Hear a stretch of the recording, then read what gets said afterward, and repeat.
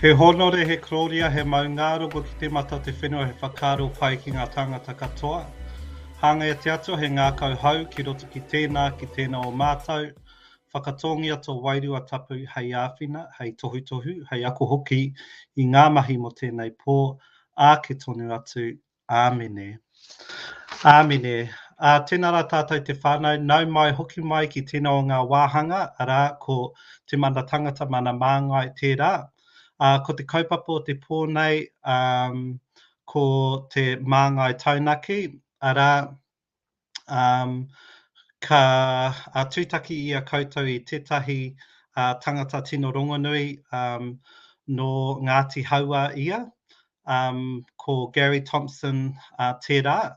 So nau mai, whakatau mai, ata whakarongo mai ki tēnei o mātou kaupapa mo te pōnei. Look, welcome, nau mai, haere mai. If you haven't joined us before, this is actually the 5th series now for the Maangai Taunaki kaupapa. Firstly, my name is Kawena, or better known as Kawe. I'm of Ngāti Mahanga, Ngāti Haurua descent, and I'm one of 2 facilitators on this evening's Maangai Taunaki series. Kei a koe te wā, Kirsty. Oops. Kia ora te whānau. Aroha mai, I've been very mawiri in these last few days, so I'm likely to ramble a bit. No papaoia hau, engari, e naenei kei whatawhata e noho ana I te rohi o Ngāti Mahanga, Ngāti Haurua, ko Kirsty Barber te koingoa. Awesome. Okay, so look, quickly, we're gonna quickly get into the next slide. So as I mentioned this evening, we've got a great speaker. So we will soon be listening to Gary Thompson.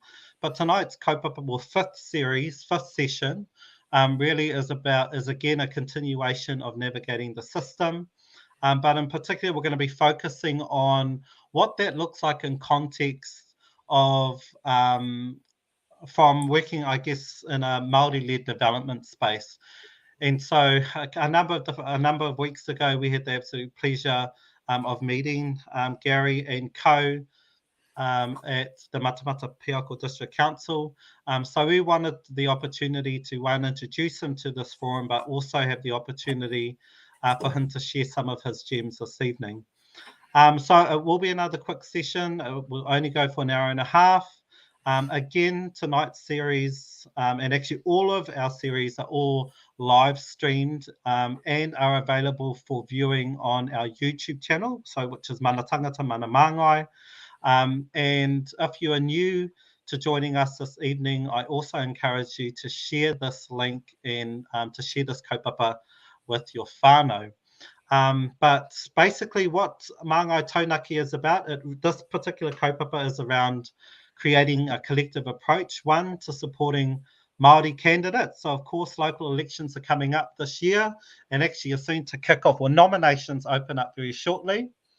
So this kaupapa looks to support and tautoko Māori candidates. And then, of course, coupled with that is around wrapping around or bringing together a collective of people to support their campaigns. Ka pai. Next slide. So just this is really anei ngā whakaritinga mō te pōnei. So we will go through a series of different slides. And then, of course, earlier on in the piece, we'll have the opportunity to meet and listen to Gary. Okay, next slide, please. So look, without no further ado, I want to introduce you to Gary Thompson. So Gary is of Ngāti Paaoa and Ngāti Hauaa descent. He has so he holds a number of different roles, has largely been involved in the health sector. And as I mentioned earlier, we had the absolute pleasure of working and meeting Gary alongside the Matamata-Piako at the Matamata-Piako District Council, hui, whereby that it was centered around the Manawhenua Forum. So just quickly, Gary is the Whakarite Māori Development Advisor for Community Waikato. He has an extensive experience in governance, Māori governance, planning, management, facilitation, and training.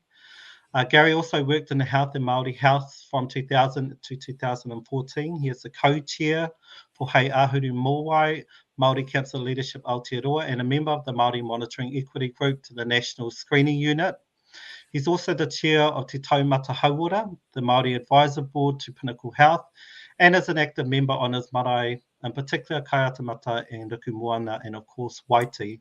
Without no further ado, let me introduce you to Gary Thompson. Kei a koe te wā, Gary. Kia ora.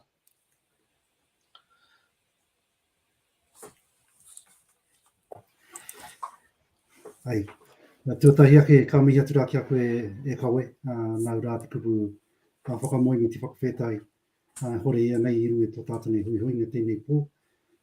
Tēnā koe.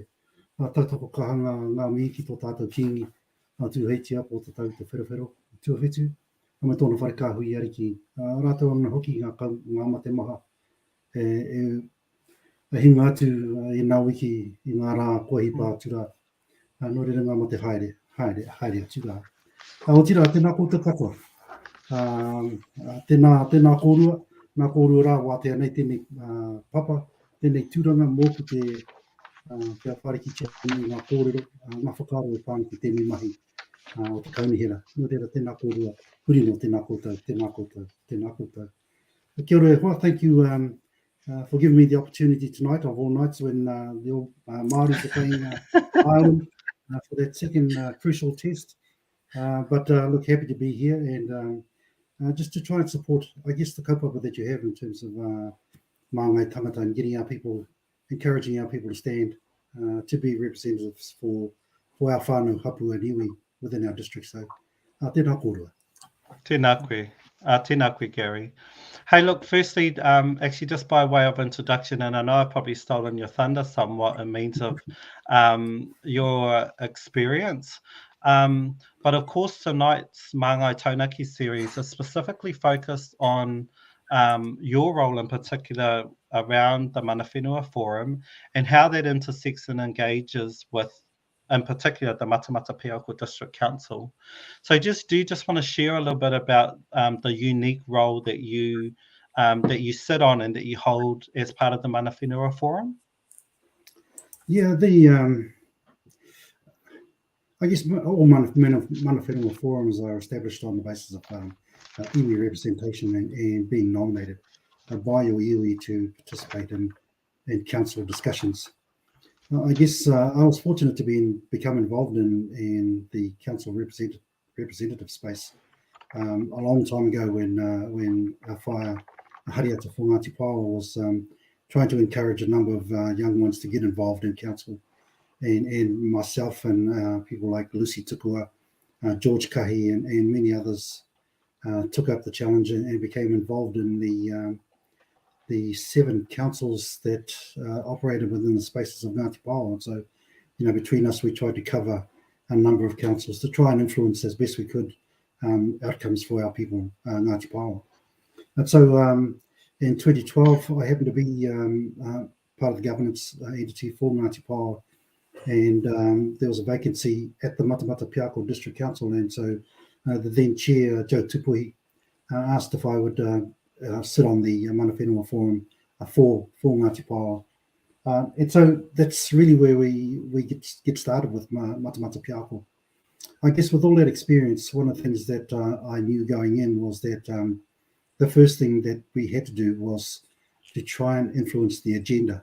So councils are historically have set most of the agendas for Manawhenua forums and groups like that. So We were always being asked to respond to policy changes, reviews of policies, give some feedback on street names and things like that. So there was always council-led agendas.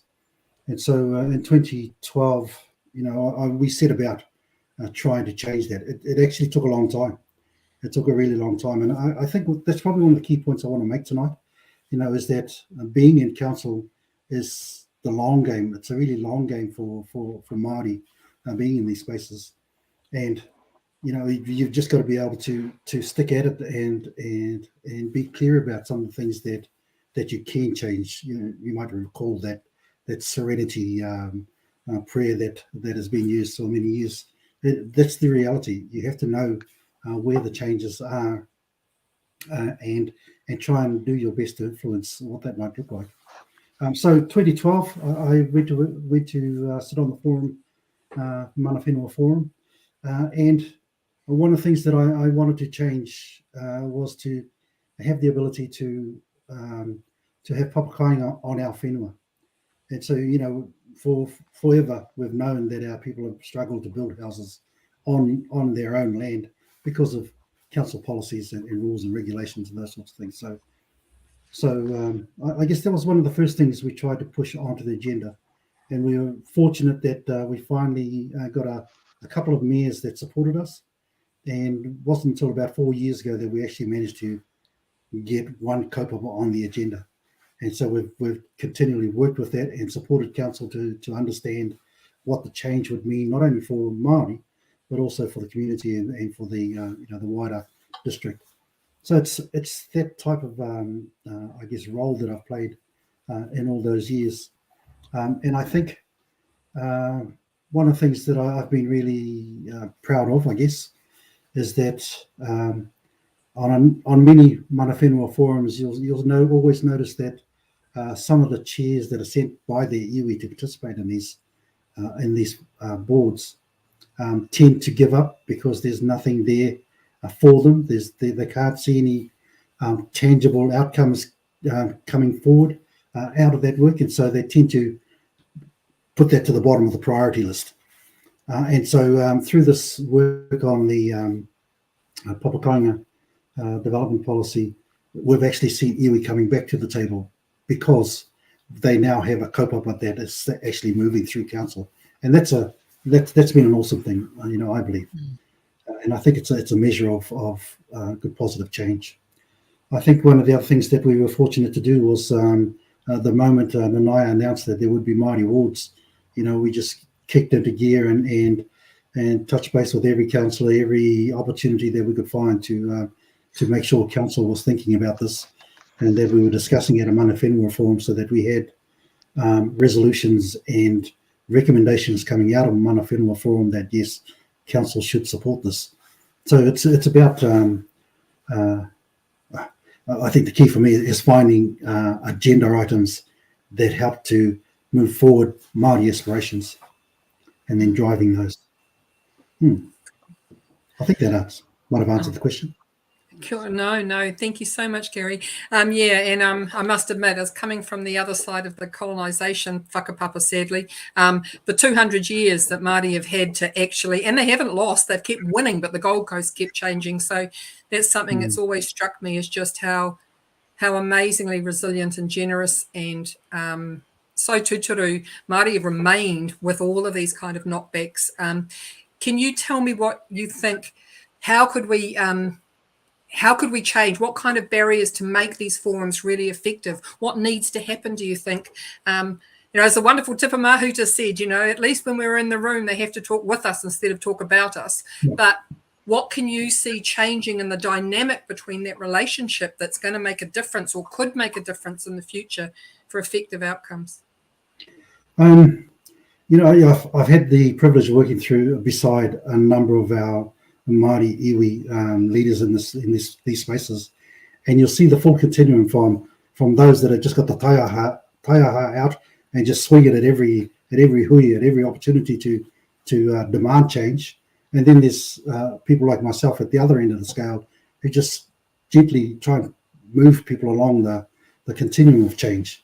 So I guess I guess understanding where you fit on that continuum is really critical, because some things just do need a lot of nurturing and a lot of coaching and prodding and moving gently, whereas and leave the taiaha stuff to someone else, and just make sure that your role is about getting your kaupapa onto the table and being discussed and moving forward on it. Setting the agenda is the key.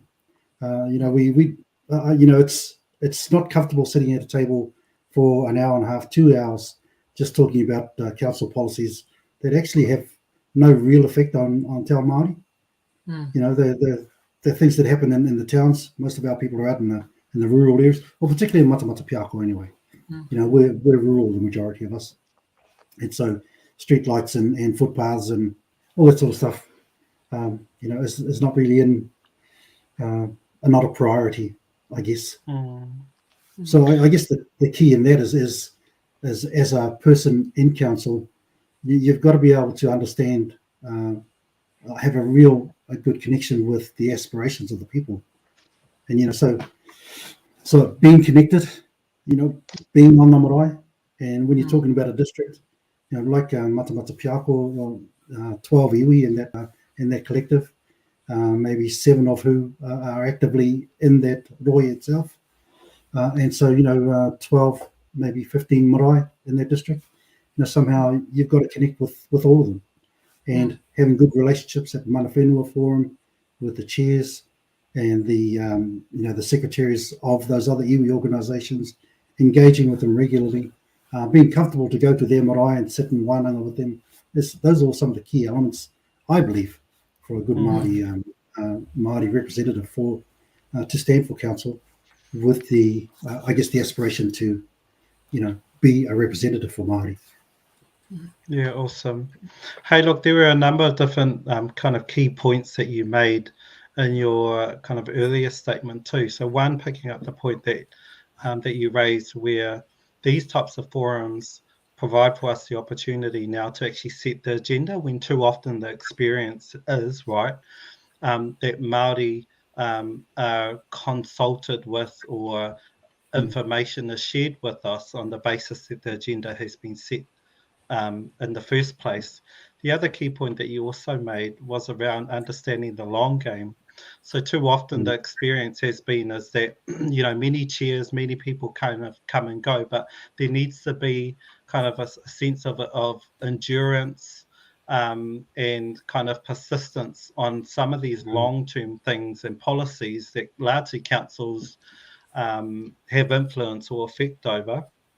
But the point that I kind of really wanted to hone in was the point in which you made around where it's at the point of which things impact iwi and Māori is when our people seem to be engaged. So you mentioned about some of the mahi that you guys have been doing, particularly in the papakainga space, and it is that Māori lens, that Māori perspective that we bring to council that sets us apart from everyone else that sits in those forums.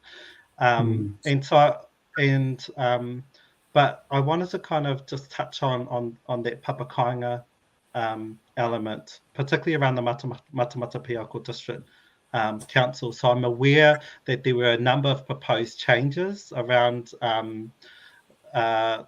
papakainga. How challenging has that particular kaupapa been around trying to champion, trying to advocate for council pretty much to let us, to let Māori and understand that Māori should be determining how we should be using our own whenua, and it shouldn't be determined by council. So, I mean, how contentious and how challenging has those conversations been in a council setting?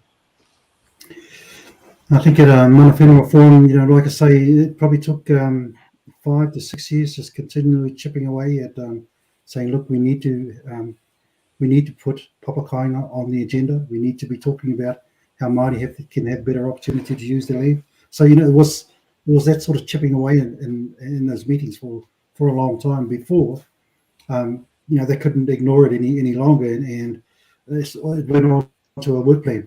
And once it was on the work plan, then we were able to drive keep pushing it along. But so that was the first part. I guess the second thing that we did really early in the piece was that we encouraged council to come together and take a bit of a hikoi and go and look at a papakainga example that looks really awesome, that serves the purpose of our people and delivers a whole heap of outcomes, for our farmers. So we put all the councillors on a bus, and we took them over to Pohara to our Koroki Kahukura example of papakainga, where 11 homes beautifully built with all those concepts around the vehicles give way to children, all those sorts of ideas. They were able to see that and touch it and hear it and feel it and know that actually this is something positive, and it would be positive for the district and it would be positive for Māori in their district. So that was one of the things that we did really early, and so they it just helped then for the council staff and councillors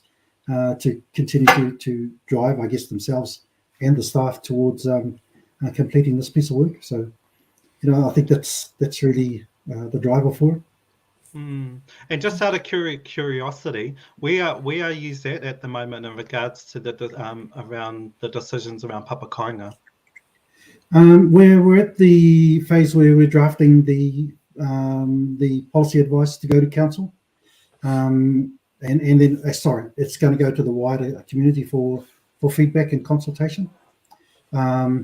We've had a little bit of feedback from Kainga Order, which has been challenging for council, because actually they push quite a lot more of the tiriti kaupapa into the mahi than what we as being on the inside trying to usher and nurse and guide and push them through quietly. Kainga Order has been able to actually have a real critique of this from an equity lens and from a te tiriti lens, and put some really challenging statements in this consultation phase. And so council is looking to deal with those at the moment, and we're trying to support them as best we can. But our hope is that we get the policy drafts out for consultation before council elections. We were hoping to have them before council before the elections, but clearly that's not going to happen. But we think even if we experience a bit of turnover in council this term, that we'll still have the the support to get the council policy through. So we're really hopeful that the policy will be at least before council for its reading before the end of the year anyway. Can I just ask, and this is kind of out of interest too, because we heard you speak to this when we were over at, in Matamata-Piako a few weeks ago, but it kind of concerned me. It's a wee bit like Māori wards. Is this just the process that they send it out to the wider community? I mean, it seems, to me, why on earth should Pākehā give permission for Māori to use their land in a way that is beneficial for them? Sorry, as an ex-treaty trainer. That's the system we've got to work in. Why it has to go that way? That's the system we've got to work in. That's the way councils are organised. It's the colonisation process in action, and so we've just got to work with that. We don't have a choice, I suppose. But we also had Nanaya, bless her, coming in and putting the vetoing community consultation around Māori wards. Is there a pathway for that to be? For something like this to also become kind of an executive decision because it's the right thing to do, rather than have to have the tyranny of the majority. I think the work that we've been trying to do, and hopefully the leaders for the other iwi will agree, is that we've been trying to support council to understand, what it is we're trying to do here from a Māori development lens. And so that the noise that they might get from left and right field as we go through this process, might be dampened down a bit, because they know the value of what we're trying to do. And that's really what we've been working at doing, is making sure that they understand where the value add for this approach is. And do you think there are willing listeners? I mean, are these non-Māori? At the moment, I'd be confident to say that when it drops on the table, that it would get 100% support at the moment. Oh, cool. But I've got to wait now for another election and hope the turnover isn't huge. That's the reality of our lot. as Māori in this country, and until people like Nanaia change that rule, well then, that'll make it even better for us. But in the meantime, we've just got to keep going with what we've got.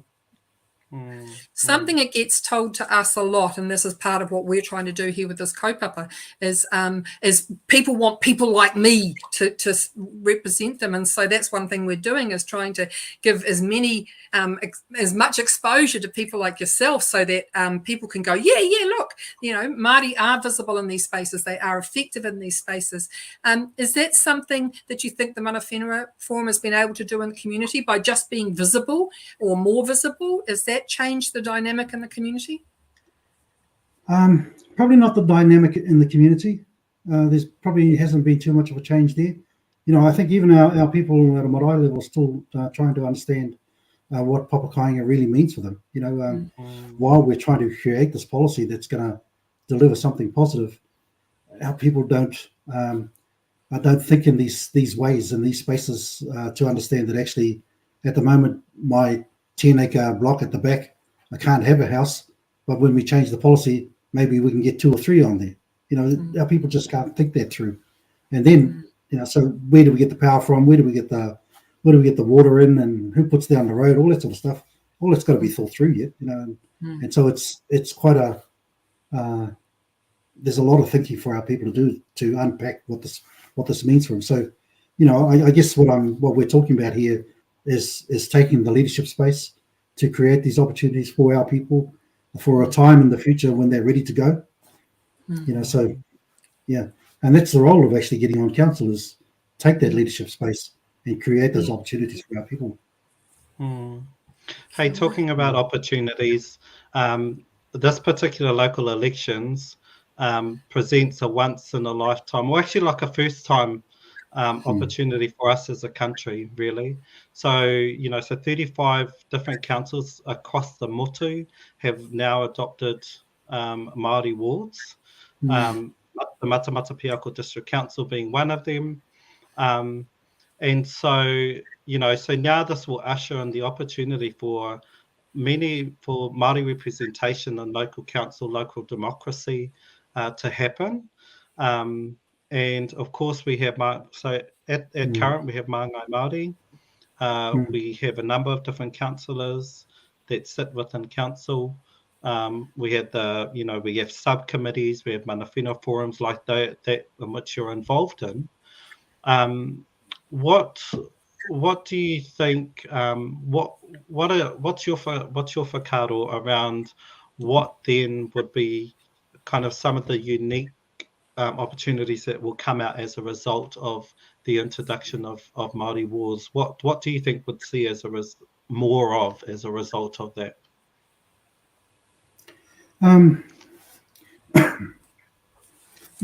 think it's going to come down to the individual, the person that takes on these roles and occupies these spaces, and what their appetite for, I guess, leadership is. I've got a personal view that you try and change the big things that are going to have the biggest effect for our people. And so one of the things I put in that blurb, I guess, was that I was appointed to the Audit and Risk Committee of Matamata-Piako District Council. And, you'll appreciate that that's all about making sure that everything's covered off from a health and safety element, from that the finances are being spent appropriately, and, all that sort of stuff.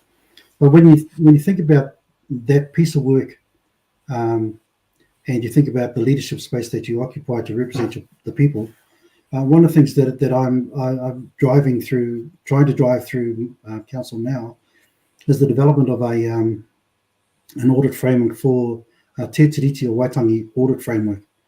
And so I believe that council should be auditing itself against the Tiriti on a regular basis, and that if they were doing that, then they would be aware that actually some of the things that they are doing will not be delivering outcomes for Māori. And so, creating the frameworks for them to measure themselves and test themselves, and then report to us, Māori, about how well they're doing against that framework. So that's one of the things that the opportunity that I've taken just being on the Audit and Risk Committee.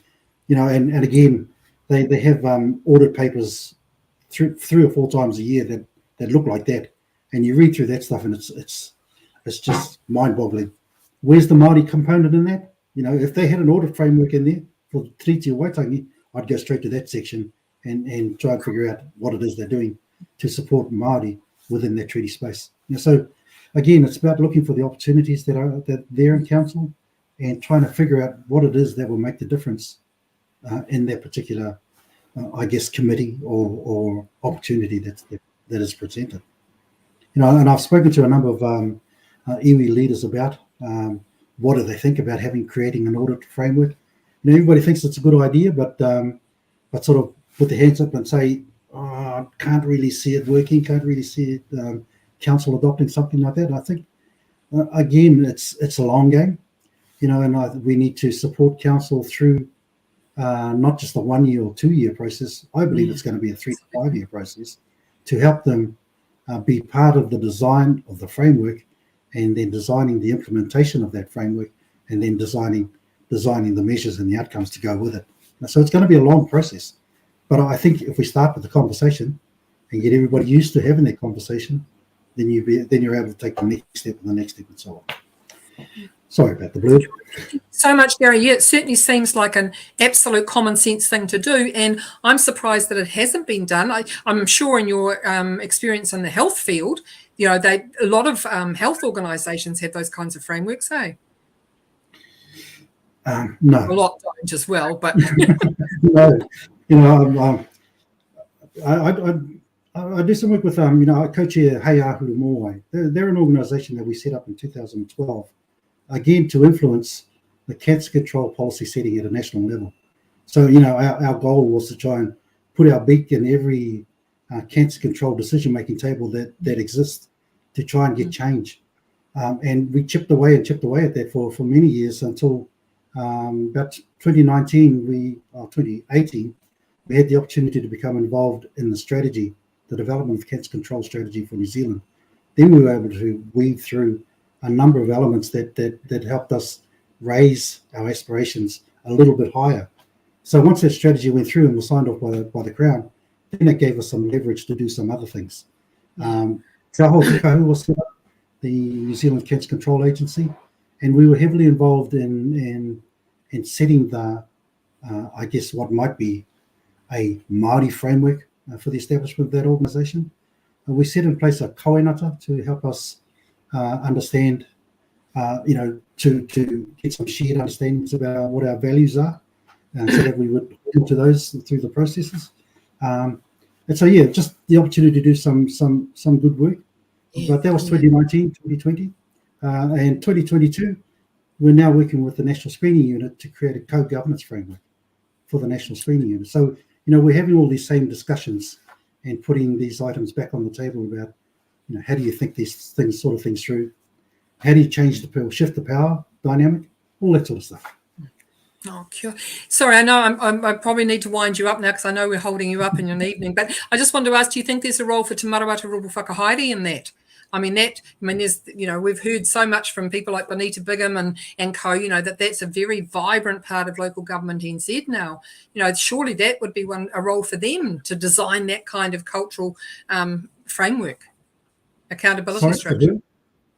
Te Marawata Rupu Whakahaere, the Māori arm of local government NZ. Oh, okay. Oh, never mind. I don't know we're going down to the conference next week, so we might bring it up. Hey, look, Gary, thank you so much. Pardon? No, we'll bring it up with Bonita because it certainly sounds like a perfect role for them. So they're not only umbrella for all council elected staff, but also operational staff and local government, Māori staff and local government. Hey, look, we're just so grateful. Thank you so much for having, for coming and being willing to share your insights. We're coming to see you at Embracing the Challenge. Just a shout out for the conference later this year. So we'll be really pleased to see and listen to you again about the role of Te in these community and social spaces. And sorry to keep you away from the Māori All Blacks, but on record. Yeah. Hey, look, just one more comment. Just the last comment. Just really encourage people who want to support, to occupy these spaces. Please do. You know, go out there and put your name in the ring. Be prepared to do some hard work. and be prepared to listen to your people and carry the aspirations of Māori to the highest decision-making table possible. Kia ora. Ka rawe. Awesome. Tēnā koe, Gary. Kia ora. Okay, I think. Awesome. Thank you so much again. And remember, we will have this video will be on, we'll have it on our YouTube channel, so you can go back and listen to Gary again. So we're very grateful to have him. Hey, now getting into the practical end of our local body elections, which are coming up in October. And like Koe said, we have a once-in-a-generation opportunity to really make a difference. And particularly in Waikato District Council, whose candidate information guide I've got up there, because we've also had a representation review, which has meant that all the ward boundaries have changed. So anyway, nominations open this Friday, and please pick up the whittle that Gary just put out. You know, there is support around. I saw Lisa was on here recently. I mean, there is support. There's support through Te Maruata. We want to wrap around campaign teams. We've got all the nannies and the aunties out at Omairo who are really staunch about supporting anyone who stands. So like the wonderful Tipper says, man, if you've ever been on a marae trust or a school board, you know, you have the skills already to stand. So we can really change. As Gary pointed out, we can really change the priorities, change the conversations, change the values. Oh, go Lisa, cool. Change the values that come into these decision-making spaces, man, you know, and Lisa's a brilliant example. And thank you again to Lisa and Gareth and Michelle McDonald from Waikato Regional Council were our guests at the last Ātinana wānanga from Maangai Taunaki. So they talked about what life is like inside, in this case, Waikato District Council from both sides of the aisle. And if they're not up already, those will be up on our YouTube channel as well. Okay, so but now the practicalities start. Friday, folks, Friday. You can get in, get involved. You've got a month. They close the 12th of August, but from Friday you can start putting in those nominations. One of the problems that we have, as I put down the bottom there, the local government Vote Local 2022 site, that's really useful. That's across the whole motu. They have great information for candidates, etc. Pardon me. But the reality also is that things are different for every council. So you really do need to go and check out your own council's candidate information handbook. We can find them for you, you know, especially around here, around the Waikato, Waikato Regional Council, Hamilton City Council, Waikato District Council, or we can point you in the right directions if you're having trouble finding your own local one. But there are rules for campaigning, sadly, and that will include your billboards, which we'll show you some examples. There's some going up already, crazy. Social media, which of course is so powerful now. We'll show you, you know, well, we'll get it. I'm jumping the gun a wee bit, but Moko Tapania is running for mayor in Te Taitukaro in the far north, yay!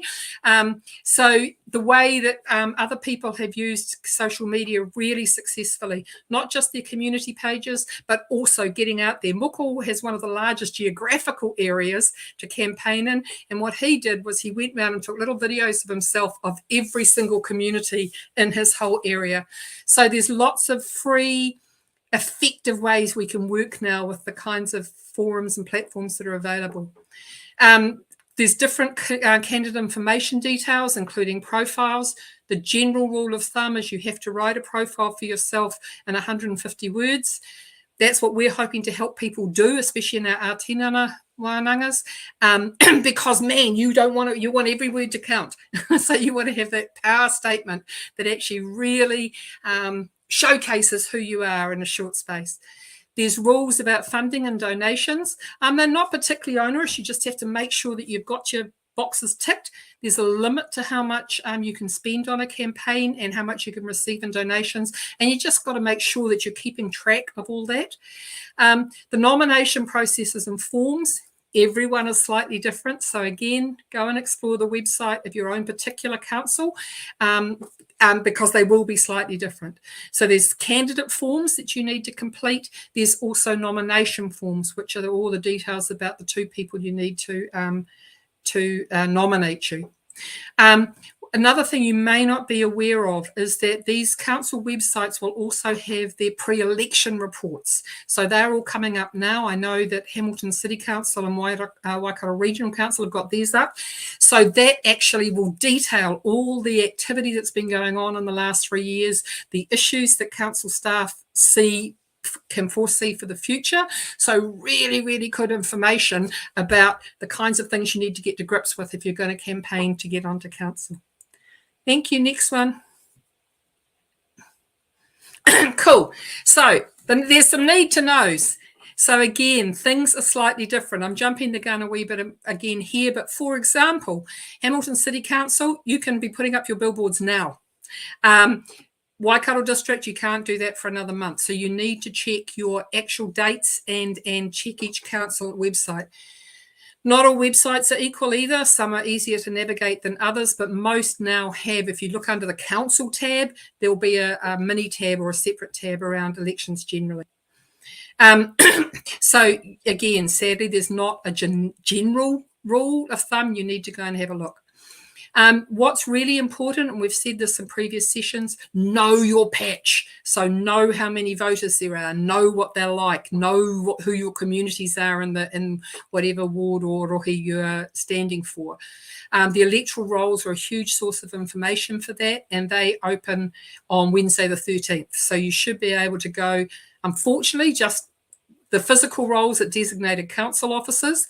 In the past, they have also had them in the libraries, and I was just surprised to find that they're not putting that in the candidate information guide, but hopefully maybe libraries.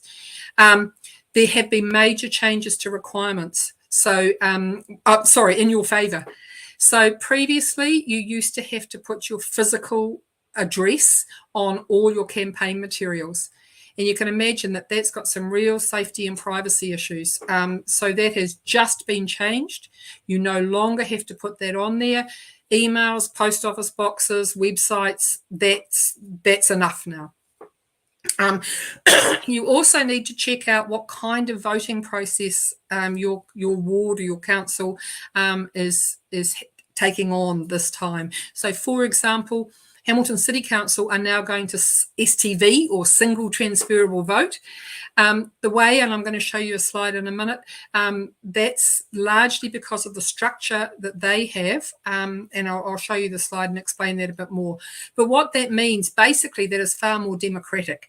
What it means is you rank candidates. So you get, the first choices get counted, but then the second choices also get counted, so that basically people don't get in. The trouble with first past the post is somebody could win with like 20% of the vote just because nobody else got 20% of the vote. So this allows all your choices to be taken into account. If you don't get a minimum amount, then you go off the roll, and your votes then get shared. That person's votes, second preferences, etc., get shared about amongst the people who are still standing. So check what your council is doing. There are still a lot of first past the post elections, but check, because it'll make a difference about how you campaign as well. Can we have the next slide, please, Sharon? Hello? Oh, there we go. Thank you. So it's these sort of things are the standard.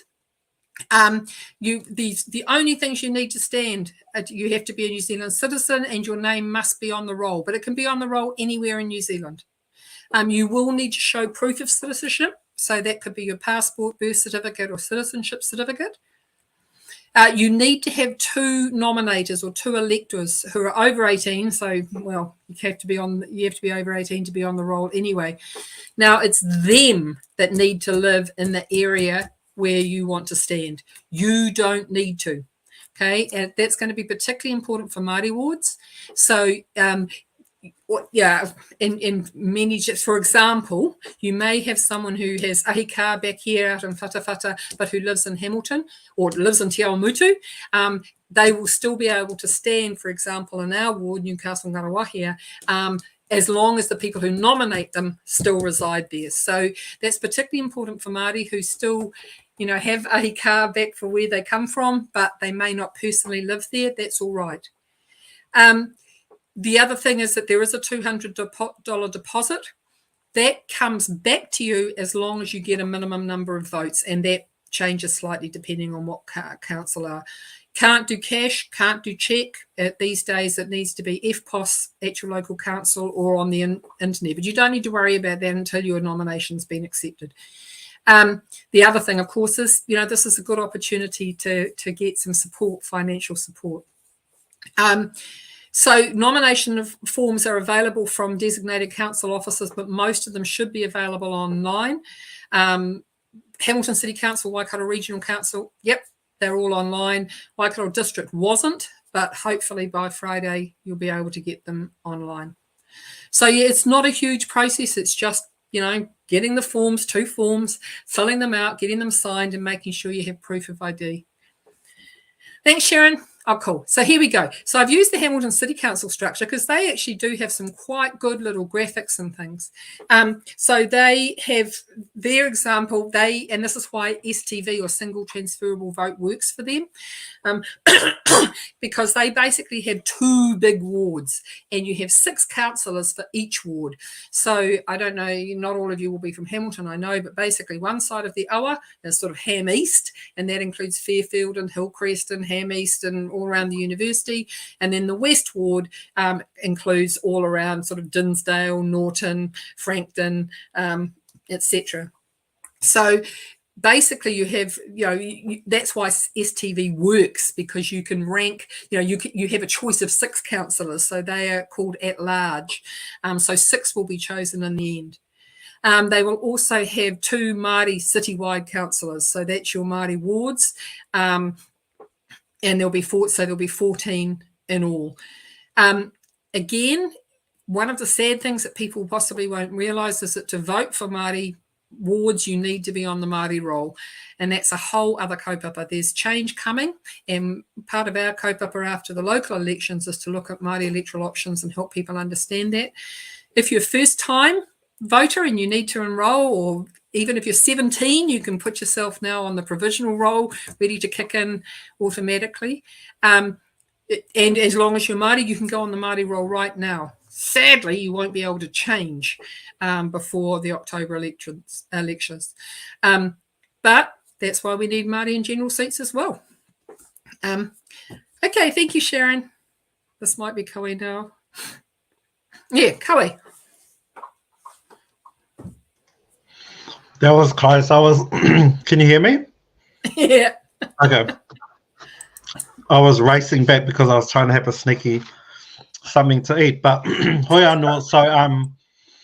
So again, if you're thinking about standing for council, I guess one of the key things that you have to understand is, well, first note is actually, why are you standing?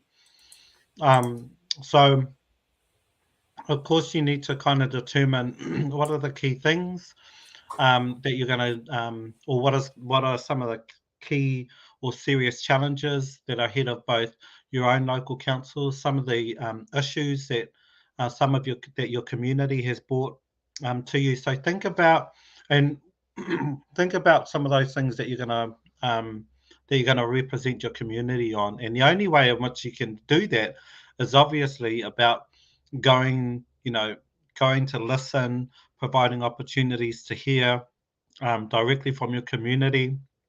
There are a number of different ways that you can do that. So it could potentially be that you're organising your own little forums, that you're attending existing community events that are already happening within your community, or it could be just kind of like your everyday conversation at the cafe. Or something as simple as just going around knocking on doors. So one candidate in particular that I've kind of been watching closely is Matt Small. So Matt Small is standing in the Hamilton City Council on the West Ward. And one thing that Matt is really well known for is obviously going around and knocking on doors and actually just listening to his community. So all of that comes really part and parcel with you needing to know what are you going to stand for in council. And so we've provided a number of different examples here. So obviously one of them, and I would hope that one of them would be that you're going to be actively promoting Māori interests, particularly if you're a Māori candidate looking to stand in council. Some of the other key challenges that are ahead are the things, so the impacts of climate change. Heniwai Ormsby, who I'm going to be touching on a little bit later on in tonight's series, she specifically focused on the taiao and the environment. So just think about some of the issues or some of the key challenges that are existing within that kaupapa. Obviously, housing housing is a massive challenge for everyone and facing everyone at the moment. And largely councils have a lot to do when it comes to permits and consents and the like. So think about how you're going to represent those views and how you yourself are going to kind of advocate and speak on behalf of your community and means of tackling some of the housing affordability issues, but also just housing in general. The other key part is about, being able to articulately tell your story. And so some of the examples that we have shared earlier on in these live stream series have been, to ask yourself some of these pātai. So what do my communities want to hear about? How do I show my involvement in these kaupapa?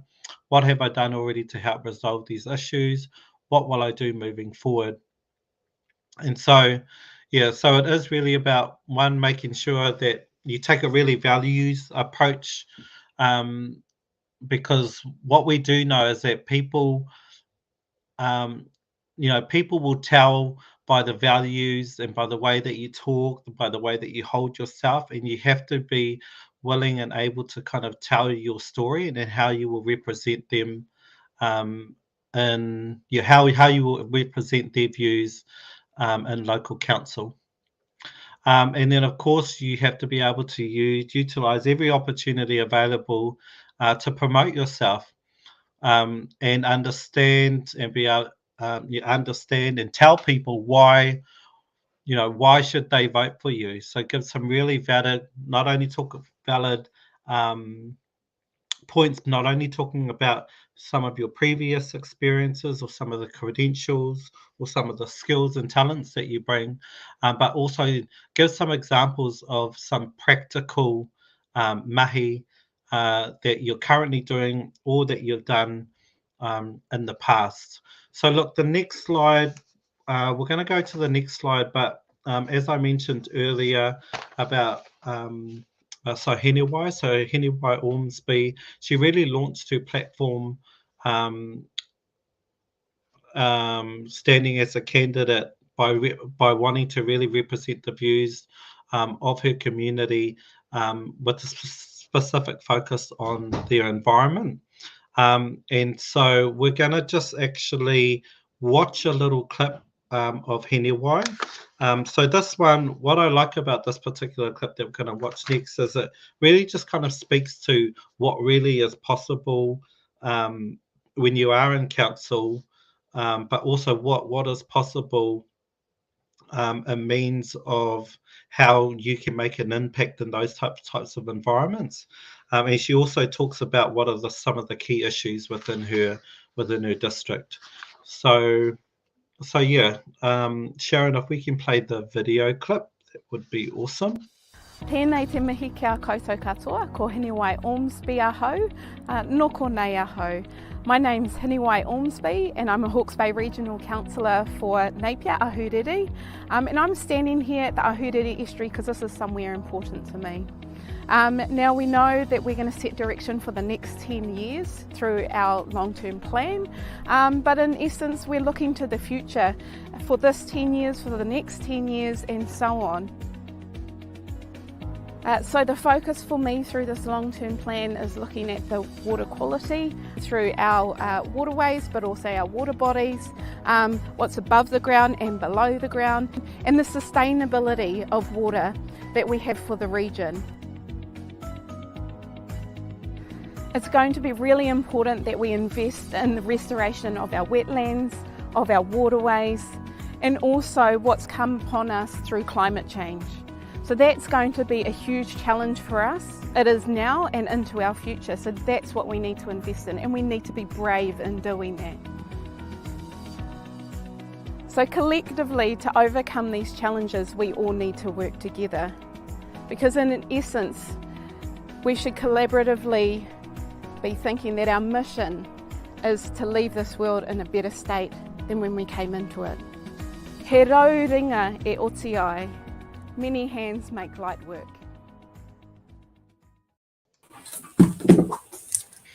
Yeah, so what I love about that particular kind of that small kind of 30-second snippet is it really kind of just pinpoints some of her key messages.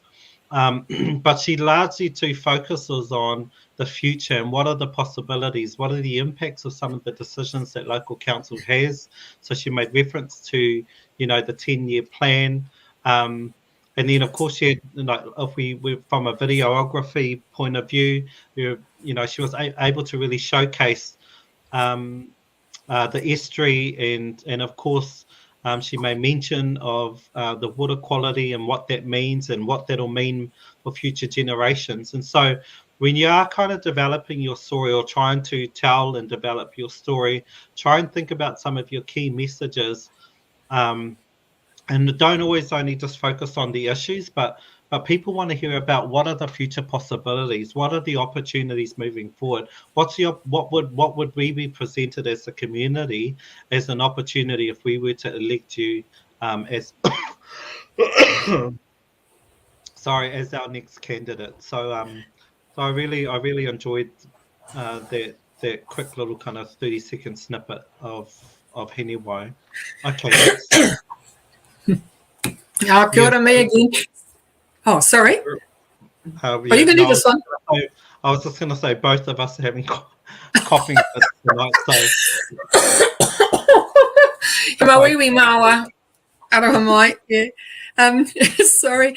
And we've got a slide missing. I'm not quite sure how that came about, but never mind. One thing I also just wanted to hark back to is that all your councils, so in our case, Waikato Regional, Waikato District, Hamilton City Council, also have some kind of version of an online webinar that will also help you as candidates. Sorry, the slide's missing, but if you're on our mailing list, I'll be sending this out tomorrow, so you'll get that information and those links there. But yeah, thank you, Koe. Just coughing and sneezing and drugged up. Like Koe said, talked about values before too. So this image comes from Taituara, which is the operational arm of local government NZ. So they deal with all the council staff and Māori staff. They have a big, strong Te Marawata bridges the two. So Māori staff and Māori elected reps are all part of Te Marawata Roko Whakahaere. We're going down to the conference next week. I'm really looking forward to it, going to the Te Marawata Day to start with as well. So these kinds of, the values, and we know that they're in Te Ao Māori, man, that's our uara, our takipu are it, really. So integrity, ethics, honesty, respect. And we heard from Gary, so that's the kind of cordial and relationships he's building with those, not just with the marae, but with the, with the non-Māori councillors as well, and making a difference, actually making the covenant that is Te Tiriti o Waitangi, actually, what does that look like in practice in 2022? We've had this slide up basically before, but this is where the rubber hits the road now. Nominations open on Friday. So this is some of the writing that you actually need to start putting together, the package that you need to start putting together. We saw Heniwai's kind of slogan is, I just can't even quite remember now, but I know Mokuls is together, we are the change. We'll show you Dan Steer, who has been recently in the Naya Mahuta's office and is now standing for council in Hamilton City Council in the West Ward. So his is back me to back you. So having that punchy power statement that's going to help you be memorable. Everything at this point now is to get your name out there, your face out there, your boom power slogan out there that to be remembered by. Your campaign message, so that's the stuff that Koe has been talking about too. This is what I'll do for you. This is who I am. This is my story. we've suggested in the past, and we're happy to go through it all again. Create something in a sort of modular brick form, if you like, so that you can pull out bits of your story that matter for the audience you're in front of. The candidate profile we've mentioned before. 150 words is the limit for most profiles. Make sure you use those words wisely. You want that 150 words to grab whoever reads it. Sadly, so many people who actually will vote only getting only kind of read that statement, and they may not know who you are, but that statement will resonate or not. In most places, having a photo is optional, but it's not optional. You want your face there. I mean, if you think of yourself, if you open up a candidate booklet and there's somebody with just an avatar or whatever, you walk straight past it. Hopefully your face will have been out in every community space that's possible with high vehicle usage, high traffic, high foot traffic. So people will recognize your face. And when they open that booklet, they'll go, oh yeah, that's right. She looked amazing. So have that good photo, not a Photoshop one, not some low res. Take pride in putting your image out there. The answer, Kawe, is yes. Sorry, I can't type and talk at the same time. And as we've seen, having a short video, man, with this days with social media, having short videos that you can put on your Facebook or community pages, having short videos that, you can just put out there on Instagram. It's not my demographic, but a lot of people look at Instagram. And we've got our young rangatahi making TikToks for us, and they do an amazing job. So, just constantly keep that idea of keeping your face, your little kōrero, if you're down at the awa, talk about what the awa means to you. You don't only has to be 30 seconds, but just keep that relentless kind of putting what you believe and what your values are and what matters to you out there on a regular basis with social media. So your stump speech is the thing that, when you get to the point later on in the campaign, when you're actually making speeches to various groups, etc. This is the bit that's really good to have in a kind of modular form. Craft it. It's like pounamu. If you walk on pounamu in the awa, all you'll get is a stub toe. You won't realise the taonga that's there until you start to polish it. And this is exactly the same thing. So your stump speech, do whatever works for you. Brain vomit everything out, talk to someone, voicemail yourself, but then craft it and polish it so that every word counts. Short statements, not long sentences, making them really clear, make every word count, and make sure it's related. You have that personal connection between what matters and to what you'll do. Repetition, we have this trouble every time we do these live streams because we don't know if we've got the same audience. So it's always a trick to say, well, should we put that back in because we talked about it last time? But then also realizing that there'll be some people for whom this is the first time. And that's going to be the case when you go out campaigning as well. So repetition or resonance is really important because you may be sick to death of saying the same thing, but there'll be someone in that audience that's never, or probably most of the people in that audience won't have heard it before. Kia ora, Sharon. Sharon. Oh, kia ora. Okay, so here's another little example. So Baden, who's also now the chair of Ngaati Kahungunu, so he and Hinawai also worked, and we've got that resource if you want it. They worked with someone down their area on making effective, successful campaigns. So he has been and he's in on the district council. He's the deputy chair of Te Mararatu Rupo Whakahaere, been very, very involved, especially in things around, the Three Waters, etc. But here, as he says, this is how effective, people in Māori in particular can be in these spaces. We are projecting to build over 1,000 homes in the Hastings district in the next couple of years, along with rapid development of industrial land. Balancing this growth alongside our infrastructure requirements and the protections of our versatile soils is the big challenge ahead of us. So again, that's just a real powerful statement, but the values shine through. What matters, the taiao matters, housing matters, it's all there. Now, hopefully, Sharon, I put forward these videos, but we can't use them on this platform because they come from Te Karere and stuff. So I think we have another video that Sharon's managed to track down of Baden to show you.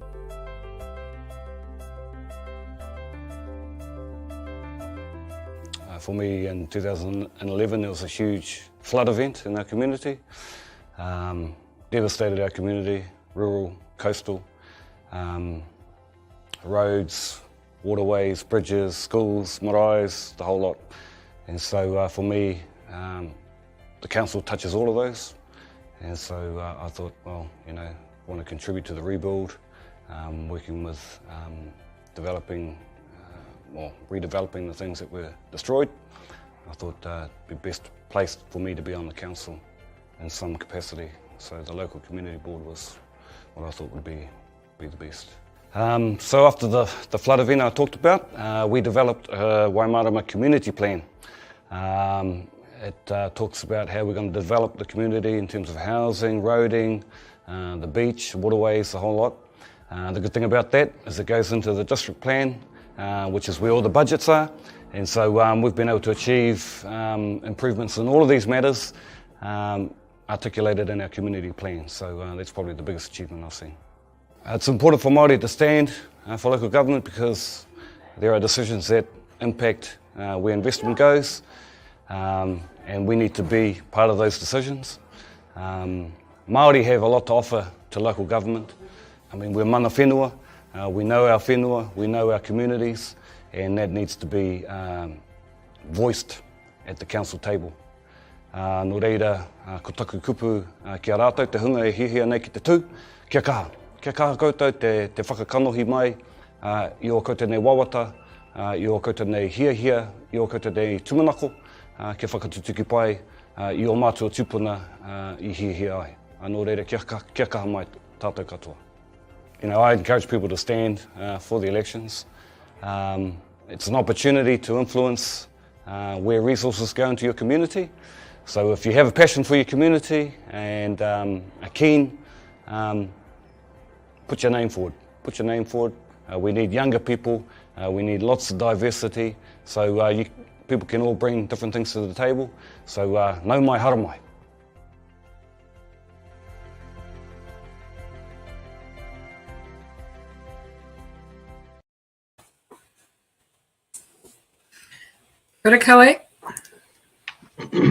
Kapai, thanks for finding that little clip. Of course, it's a little bit dated now, but it certainly still does have a level of relevance and build up to this year's local elections. So look, we wanted to share this slide largely because it can easily be a common mistake, and actually one that myself experienced when I myself ran back in 2019. But I am acutely aware also of other candidates who've had kind of similar challenges and means of not kind of knowing understanding the rules, one, but also how the rules apply differently across different councils pertaining to billboards. So I have been seeing some pānui or some posts come up more so in the Hamilton City Council local elections around the timing of when one is allowed to put up their billboards. But before I get on to that, I really kind of credit, I think it is the Hamilton City Council that put this together, or was it? Yeah.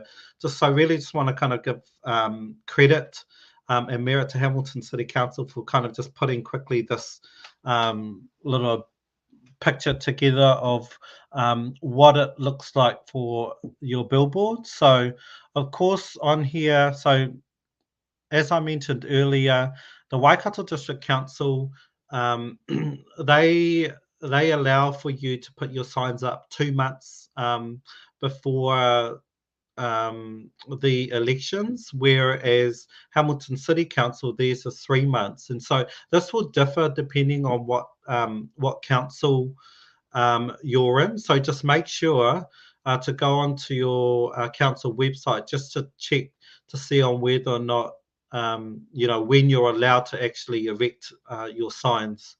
Again, largely across most councils and means of the sizing, it's all very much the same. So there's not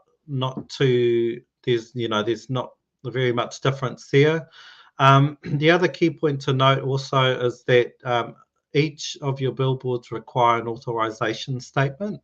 But as noted earlier on too, that as Kirsty mentioned, that before you would have to actually put an address on there, whereas now you won't be required to put your address on there. Again, we encourage people to not only have your picture, but also make sure that on your billboards or on any material really, that you have your name printed like bold and big, because it is really about name recognition as well. And we encourage you also to get some really good professional photos, profile photos taken of you, because as I mentioned earlier, face recognition is really important. And means of where you can erect your billboards or signs, so pretty much anywhere other than any like council properties really. But of course you have to seek permission from the owners or the tenants or what have you, of where you want to erect your signs. Oh wait, no, sorry, next, Sharon. So let's go. So as I mentioned earlier, so name and face recognition is actually really, really important. And of course, as most of us would see and know now, that there are a number of different billboards and signs being erected up in your communities. And as early as yesterday, I saw a number of different posts on Facebook, means of just on kind of one fence, a number of different candidate billboards that are erected on one fence. So yeah, everyone's kind of competing for key locations and key places at the moment. But this here is kind of just a little bit of a snippet of Heniwai. And I kind of just, again, some key points that I want to note, as already shared earlier on in tonight's kaupapa, is, so think about coming up with some great memorable campaign slogans, and try, if you can, try and have them on all the materials that you're promoting and advertising yourself on. One thing that it has that Heniwai, Baden, and in particular Moko Tupania, who's standing as a mayoral candidate for up north, they've been really, really good at being active on social media. But think about also not only on your own social media, but think about how you can get involved also in some of the local events that are happening in your community. Also, some other ways, as we've mentioned previously, that you can kind of put your name out there and promote yourself is think about getting some t-shirts done, some jackets, some hats. We've talked about earlier also, if it's too expensive for you to get your car done, then just think about magnets. The magnets are a really cheap and affordable way of promoting yourself.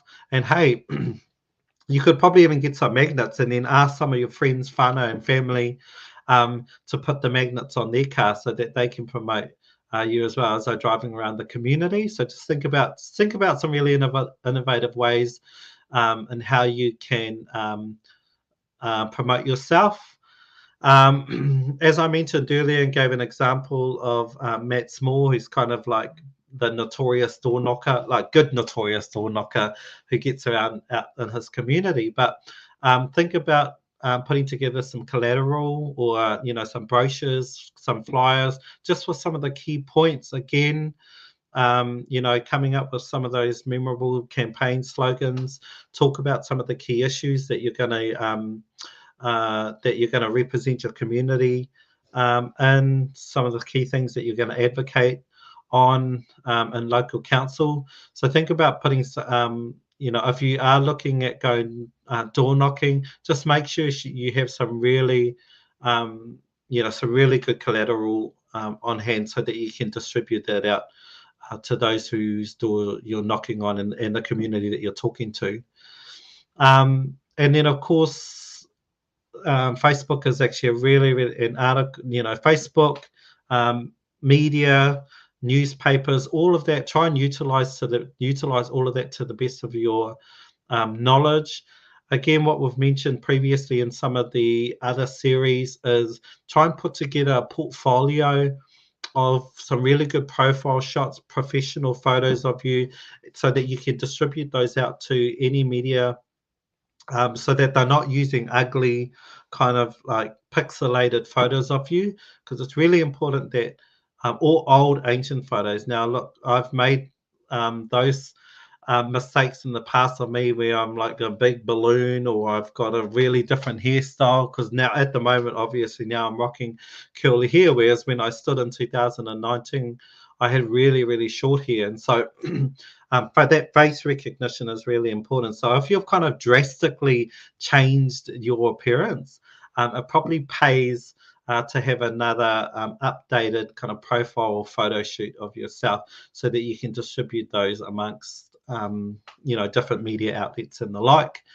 Think about putting together some quick short videos, as we've seen from the examples tonight. So of course Heniwai and Baden. So just think about how you can kind of just creatively capture some key messages even when you're out in the community, so that you can share that across your platforms, and utilize every opportunity to be interviewed on any kind of local radio station. We're really fortunate that before every Maangai Taunaki or Hui community meeting that we host, that radio live and Tainui Live interview us every morning the day of.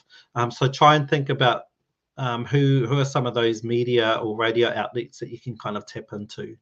And then of course you've got to be prepared. So try and prepared and organized. So if you can, if it's just yourself, but I encourage you to kind of get a campaign manager or get a team in behind you. But it's really imperative and important to start putting together a calendar of events, of community events, a calendar of key things that you're going to be doing, because you're going to have to make sure that you're all coordinated, and that you're not having to be in multiple places at one time. Okay, next slide. So as we said earlier, Moko Tepania is standing as actually he's the mayoral candidate for the Far North District Council, and he's really kind of been a good example of someone that has that utilizes these short videos, as Kirsty mentioned earlier, whereby that he's been able to kind of go into the different pockets and parts of the district, of his communities that he represents, and just kind of capture the unique parts of their story, but also some of the key things that he's advocating for. And what that does is that it builds a rapport, but it also, kind of creates that connection that between him and, sorry, that's a dog if you're wondering what that noise is, but that connects him with his community by quickly just kind of sharing some of the stories and the unique stories in each of those communities. So yeah, if you do have time, and if you do know of any whānau that are up in Te Tai Tokiro, then get them to get in behind Moko. So of course Moko, this is actually he's currently in his first term as a councillor, and already in this first term he's made amazing headways. He's championed some key things. Actually he really ushered and championed in the introduction of Māori wards in his district council.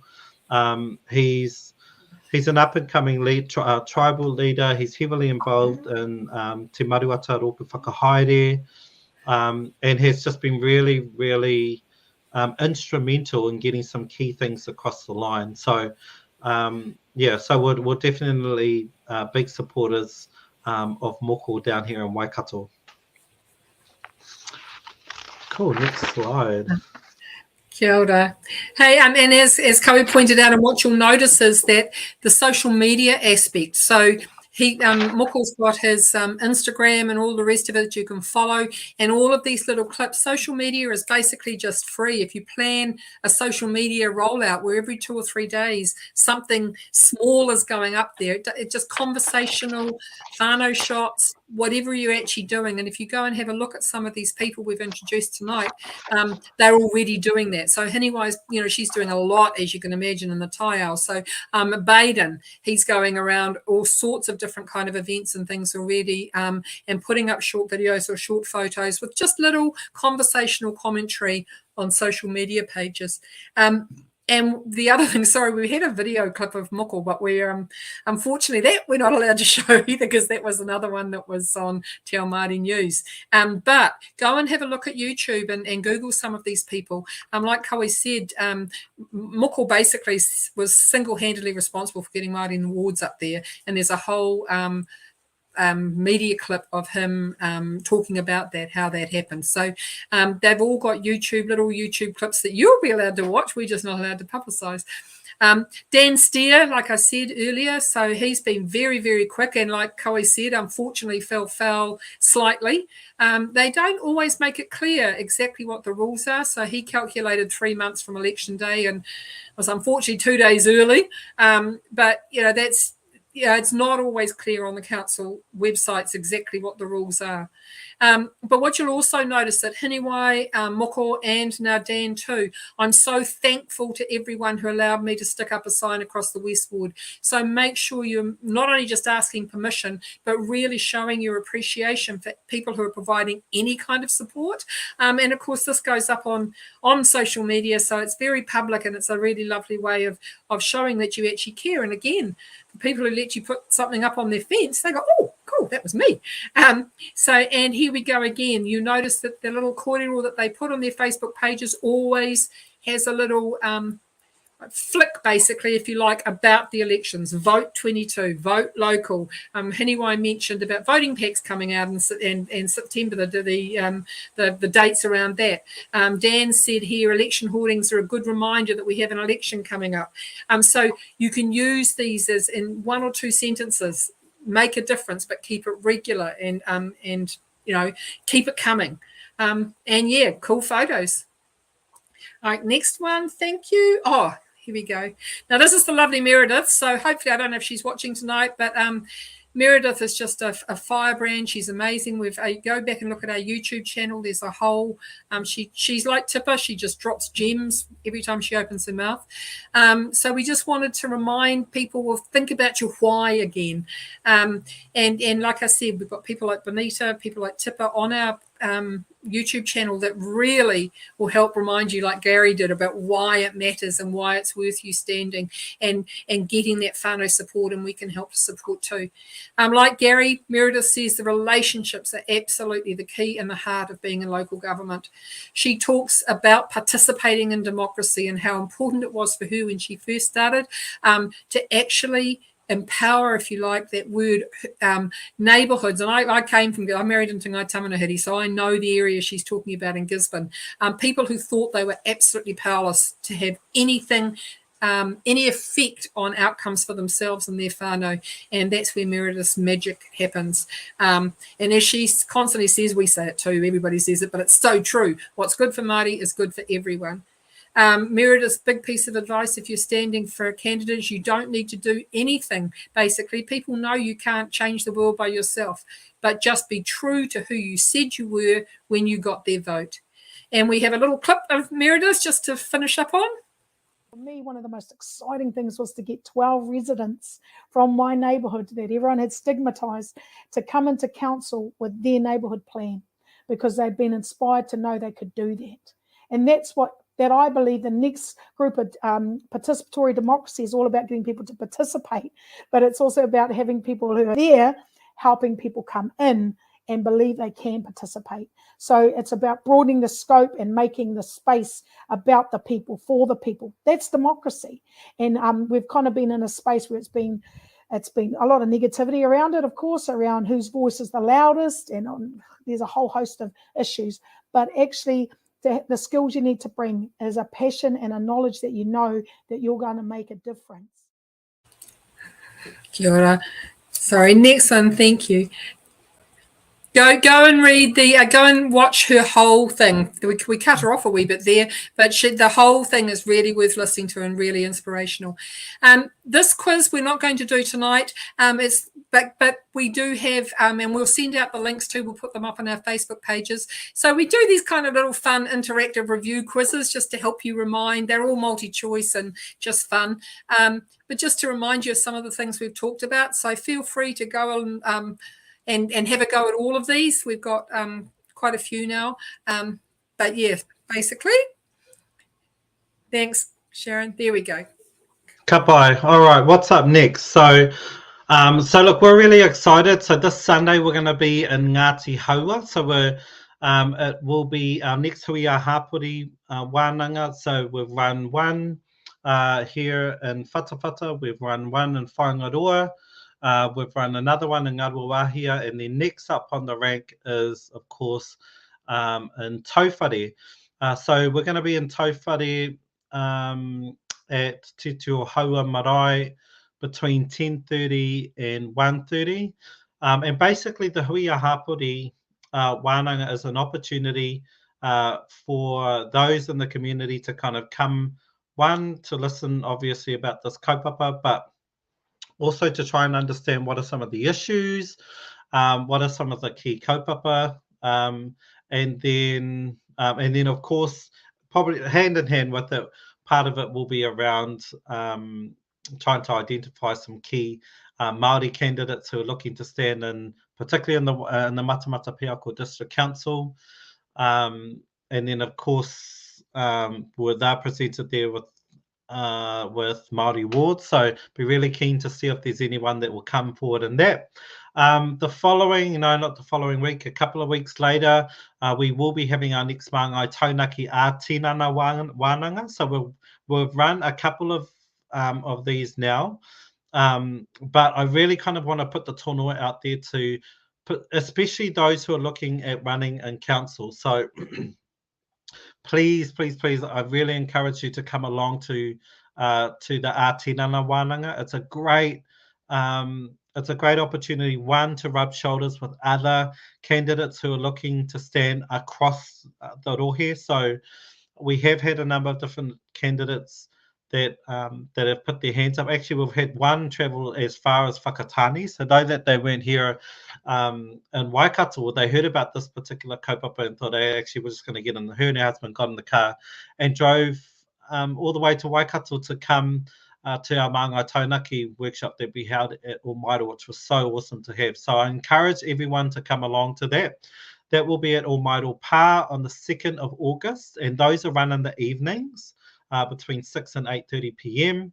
And then, of course, the week or so afterwards, we will be having, it'll be followed by another similar wānanga as we're having tonight.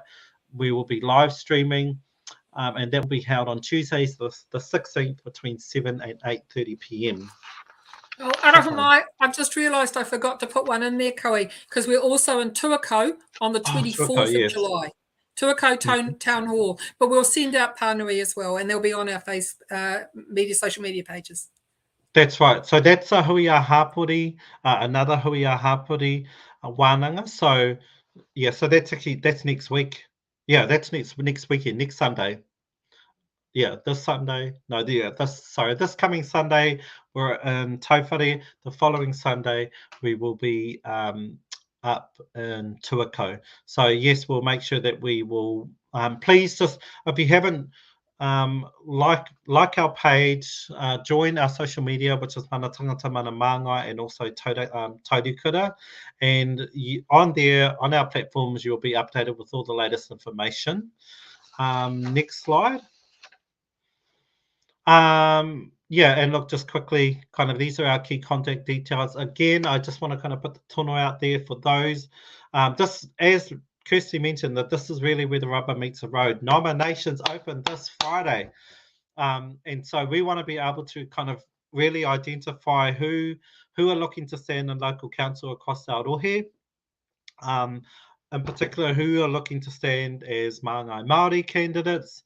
And then, of course, tapping into some of our resources. So one, you can either email myself or Kirsty, or you can hop online, watch any of our live streams on our YouTube channel, or else please feel free to reach out to us via our Facebook and our Instagram pages. But look, without no further ado, on behalf of myself and Kirsty and Sharon, and also just really before that, want to acknowledge Matua Gary Thompson for joining us as our guest speaker this evening. Really, really cool to get some insight around your experience, particularly from a Te Ao Māori perspective, and your role and how that role has played a means of the Manawhenua forum that you sit on as part of the Matamata-Piako District Council.